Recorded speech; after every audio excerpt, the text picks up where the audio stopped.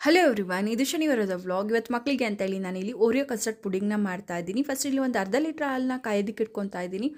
ಹಾಗೆಯೇ ಇಲ್ಲಿ ನಾನು ಒಂದು 5ರಿಂದ 6 ಓರಿಯೋ ಬಿಸ್ಕೆಟ್ನ ತೊಗೊಂಡಿದ್ದೀನಿ. ನೀವು ಬೇಕಿದ್ದರೆ ಕ್ರೀಮ್ನ ಕೂಡ ಸಪ್ರೇಟ್ ಮಾಡ್ಕೋಬೋದು. ನಾನು ಇಲ್ಲಿ ಯಾವುದೇ ಥರ ಕ್ರೀಮ್ನ ಸಪ್ರೇಟ್ ಮಾಡ್ಕೊತಾ ಇಲ್ಲ.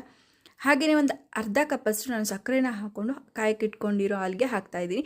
ಇಲ್ಲಿ ನಾನು ಒಂದು ಮಿಕ್ಸಿ ಜಾರ್ಗೆ ಎಲ್ಲ ಬಿಸ್ಕೆಟ್ನ ನಾನು ಪೌಡರ್ನ ಮಾಡ್ಕೊತಾ ಇದ್ದೀನಿ. ಫುಲ್ಲು ನೈಸ್ ಪೌಡರ್ ಇದ್ದರೆ ಚೆನ್ನಾಗಿರುತ್ತೆ. ಸ್ವಲ್ಪ ಕ್ರಂಚಿ ಇದ್ದರೆ ಅಷ್ಟು ಚೆನ್ನಾಗಿರಲ್ಲ ಅನ್ಕೊತೀನಿ ಟೇಸ್ಟು.